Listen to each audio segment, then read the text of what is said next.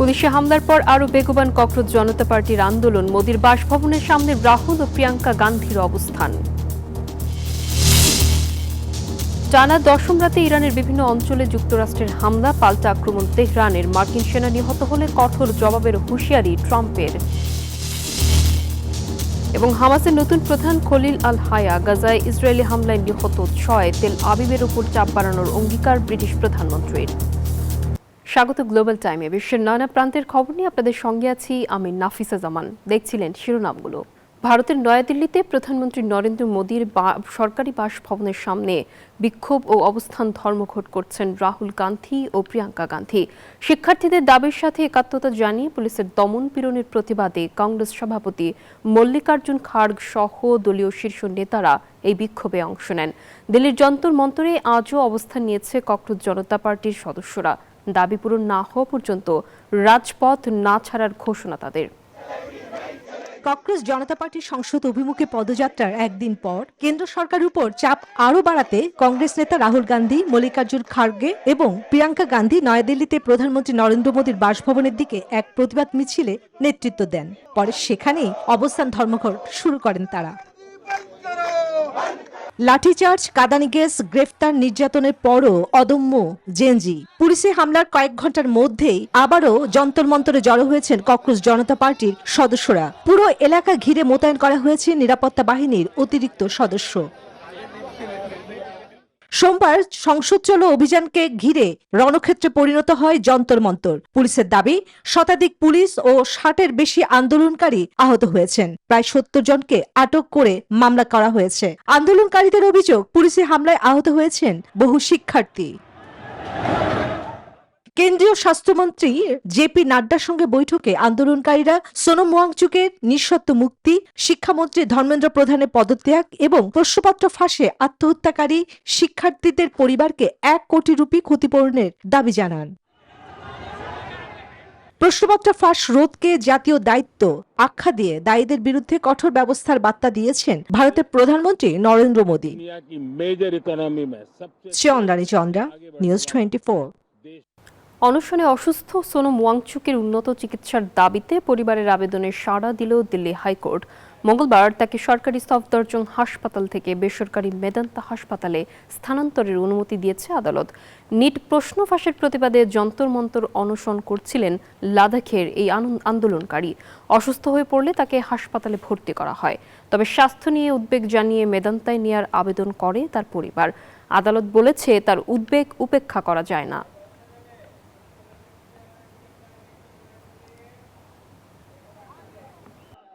কেন্দ্রীয় শিক্ষামন্ত্রীর পদত্যাগের দাবিতে বিক্ষোভে উত্তাল ভারতের রাজধানী নয়াদিল্লি। দাবি না মেনে উল্টো আন্দোলনরত শিক্ষার্থীদের ওপর পুলিশের লাঠিচার্জ ও আটকের ঘটনায় পরিস্থিতি আরও উত্তপ্ত হয়ে উঠেছে। এ ঘটনাকে কেন্দ্র করে মোদী সরকারের ভূমিকা নিয়ে আন্তর্জাতিক মহলে নানা প্রশ্ন উঠছে। একই সঙ্গে নয়াদিল্লির চলমান বিক্ষোভের সঙ্গে এশিয়ার বিভিন্ন দেশে সংগঠিত শিক্ষার্থী বা সরকার বিরোধী আন্দোলনের তুলনাও টানা হচ্ছে। শ্রীলঙ্কা, বাংলাদেশ ও নেপালের আন্দোলনের সঙ্গে এ বিক্ষোভের মিল রয়েছে বলেও মত বিশ্লেষকদের। सरकार को नेपाल ट्रीटमेंट चाहिए तभी देश बदल सकता है। অন্যায়ের বিরুদ্ধে রাস্তায় নেমে পুলিশের ব্যাপক ধরপাকড়, লাঠিচার্জের শিকার ভারতের জেনজি প্রজন্ম। দাবি ছিল মেডিকেল ভর্তি পরীক্ষা, নিট ও সরকারি চাকরির পরীক্ষা ঘিরে বড় ধরনের অনিয়ম ও প্রশ্ন ফাঁসের ঘটনায় নিরপেক্ষ তদন্ত এবং দায়ীদের বিরুদ্ধে কঠোর ব্যবস্থা গ্রহণ। সেই সঙ্গে কেন্দ্রীয় শিক্ষামন্ত্রী ধর্মেন্দ্র প্রধানের পদত্যাগ। তবে মোদী সরকার সে দাবি না মেনে আন্দোলন দমাতে দমননীতি ব্যবহার করে, আর এতে পরিস্থিতি আরো উত্তপ্ত হয়ে ওঠে। মঙ্গলবারও সংসদ ঘিরেই চলছে ককরোচদের বিক্ষোভ। ভারতের বর্তমান এই রাজনৈতিক পরিস্থিতিকে শ্রীলঙ্কা, বাংলাদেশ ও নেপালের সাম্প্রতিক রাজনৈতিক পরিবর্তনের সঙ্গে তুলনা করছেন আন্তর্জাতিক বিশ্লেষকরা। গণমাধ্যমের তথ্য বলছে, নজিরবিহীন অর্থনৈতিক সংকট ও সরকারের অব্যবস্থাপনার প্রতিবাদে 2022 সালে রাস্তায় নামেন শ্রীলঙ্কার মানুষ। 9 মে 2022-এ সরকার দলীয় সমর্থকরা বিক্ষোভকারীদের উপর হামলা চালালে নতুন মাত্রা পায় আন্দোলন।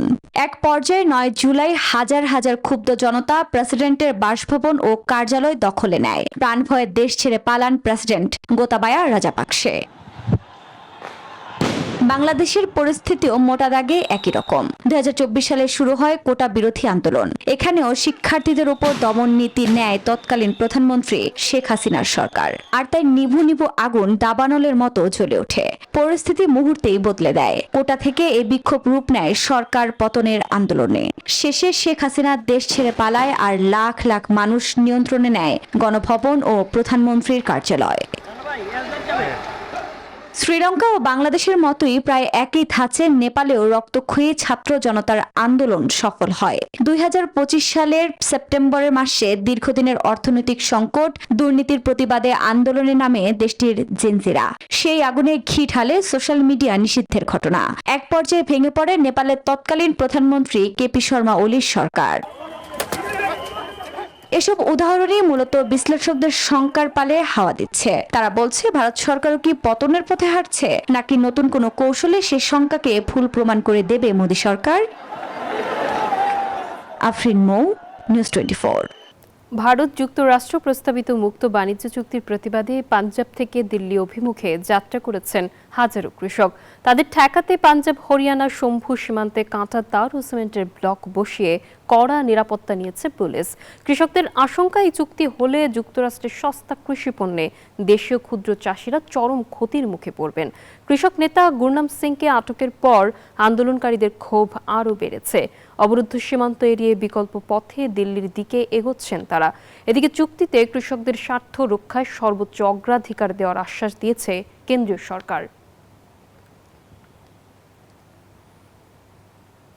টানা 10ম রাতের মতো ইরানে ব্যাপক হামলা চালিয়েছে যুক্তরাষ্ট্র। প্রেসিডেন্ট ডোনাল্ড ট্রাম্প হুঁশিয়ারি দিয়েছেন, মার্কিন সেনাদের প্রাণহানির চরম মূল্য দিতে হবে তেহরানকে। বসে নেই ইরানও। উপসাগরীয় অঞ্চলে মার্কিন ঘাঁটিগুলোতে পাল্টা আঘাত হানছে তারা।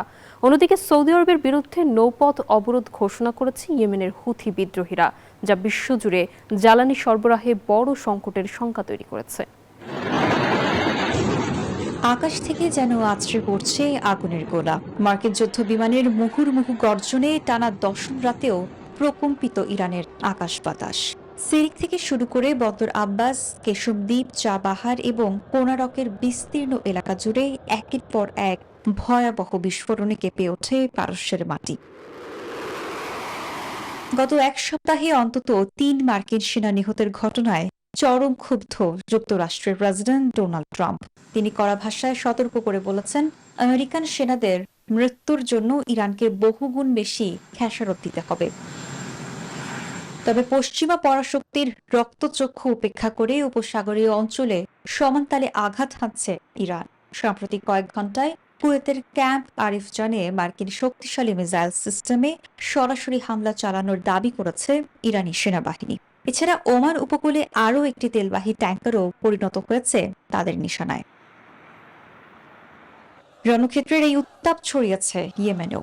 সৌদি আরবের বিরুদ্ধে কঠোর নৌ অবরোধের ডাক দিয়ে বৈশ্বিক জ্বালানি বাজারকে খাদের কিনারে ঠেলে দিয়েছে ইরান সমর্থিত হুথি বিদ্রোহীরা, যার সমর্থনে সানার রাস্তায় বাঁধ ভাঙা উল্লাসে মেতেছে সাধারণ মানুষ। তবে এই টালমাটাল পরিস্থিতির মাঝেই ইয়েমেনের প্রেসিডেন্ট কাউন্সিলের প্রধান জানিয়েছেন, খুব শিগগিরই পুনরায় তেল রপ্তানি শুরু করার উদ্যোগ নিচ্ছেন তারা। Desk report, news 24। হামাসের নতুন রাজনৈতিক প্রধান নির্বাচিত হয়েছেন খলিল আল হায়া। এদিকে গাজায় ইসরায়েলের হামলা অব্যাহত রয়েছে। 24 ঘণ্টায় নিহত হয়েছেন 3 ফিলিস্তিনি, আহত হয়েছেন আরও 22 জন। এর মধ্যেই গাজায় মানবিক সংকট নিরসনে ইসরায়েলের উপর বড় চাপ বাড়ানোর অঙ্গীকার করেন যুক্তরাজ্যের নতুন প্রধানমন্ত্রী অ্যান্ডি বার্নহাম। গাজায় ইসরায়েলি হামলা চলছেই। বুধবার গভীর রাতে অবরুদ্ধ উপত্যকার বিভিন্ন এলাকায় একাধিক হামলা চালায় ইসরায়েল বাহিনী। মধ্য গাজার সালাহ আল দিন সড়কে ড্রোন হামলায় অন্তত 1 জন ফিলিস্তিনি নিহত হয়েছেন। এছাড়া দক্ষিণাঞ্চলীয় খান ইউনুসের আল মাওয়াসি এলাকায় পৃথক আরেকটি ড্রোন হামলায় প্রাণ হারিয়েছেন আরো কয়েকজন। এসব হামলায় আহত হয়েছেন বহু মানুষ।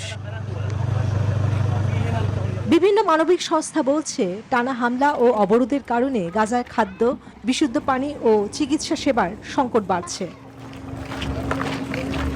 এদিকে হামাসে এসেছে নেতৃত্বের পরিবর্তন।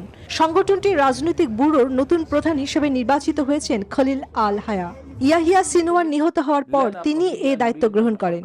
1987 সালে হামাস প্রতিষ্ঠার পর থেকেই তিনি সংগঠনটির সঙ্গে সম্পৃক্ত রয়েছেন।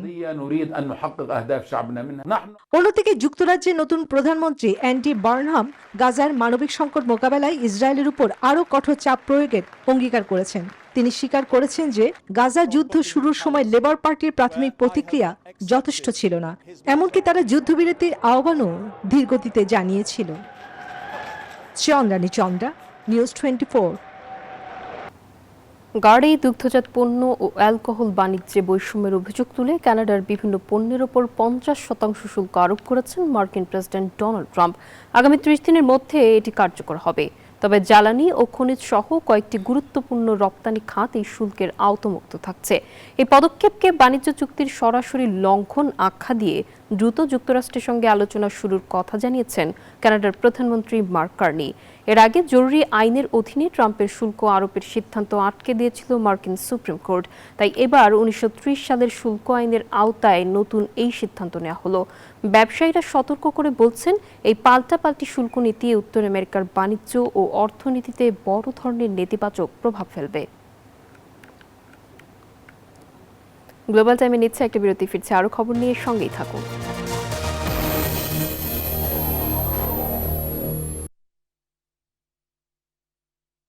ওমরা যাত্রায় নতুন দিগন্ত খুলছে সৌদি আরব।